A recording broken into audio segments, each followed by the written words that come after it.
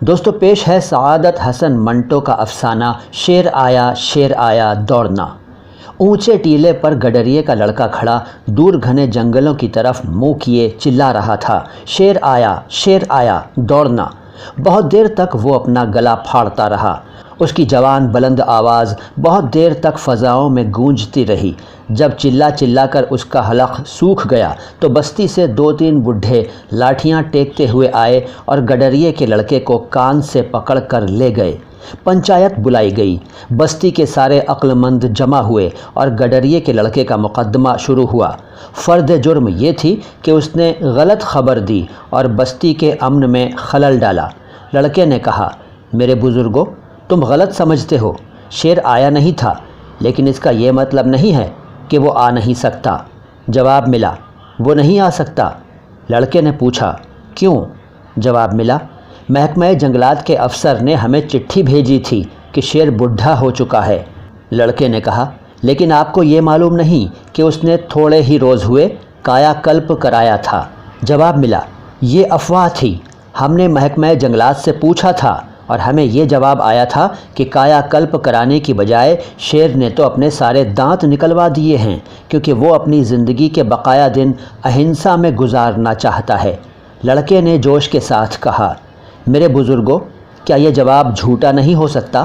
سب نے بیک زبان ہو کر کہا، قطعاً نہیں، ہمیں محکمہ جنگلات کے افسر پر پورا بھروسہ ہے، اس لیے کہ وہ سچ بولنے کا حلف اٹھا چکا ہے۔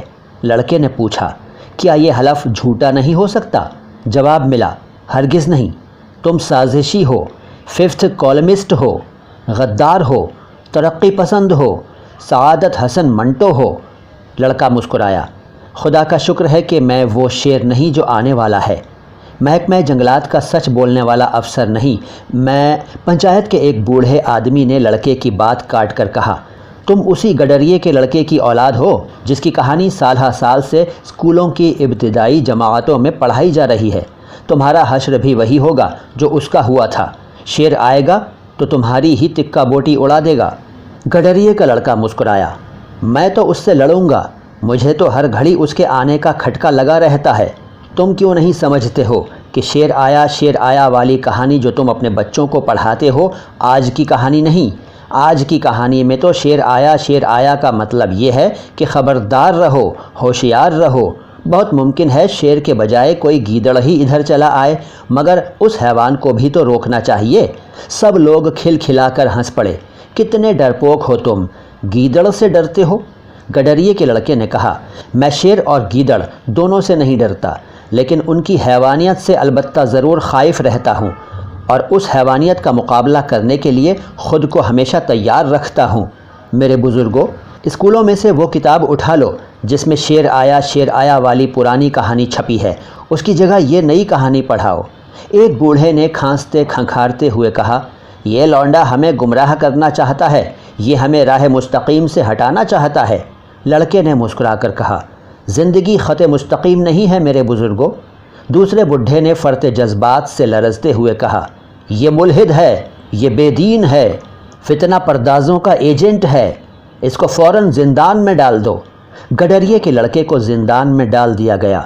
اسی رات بستی میں شیر داخل ہوا، بھگدڑ مچ گئی، کچھ بستی چھوڑ کر بھاگ گئے، باقی شیر نے شکار کر لیے۔ مونچھوں کے ساتھ لگا ہوا خون چوستا جب شیر زندان کے پاس سے گزرا تو اس نے مضبوط آہنی سلاخوں کے پیچھے گڈریے کے لڑکے کو دیکھا اور دانت پیس کر رہ گیا۔ گڈریے کا لڑکا مسکرایا، دوست، یہ میرے بزرگوں کی غلطی ہے، ورنہ تم میرے لہو کا ذائقہ بھی چکھ لیتے۔ دوستو، یہ تھی سعادت حسن منٹو کی کہانی شیر آیا دوڑنا۔ مجھے یقین ہے کہ آپ کو یہ کہانی پسند آئی ہوگی۔ اگر آپ منٹو کی کوئی اور کہانی سننا چاہتے ہیں تو کمنٹ باکس میں اپنی پسند کا اظہار کریں۔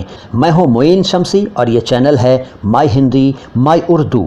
سلام ہندوستان۔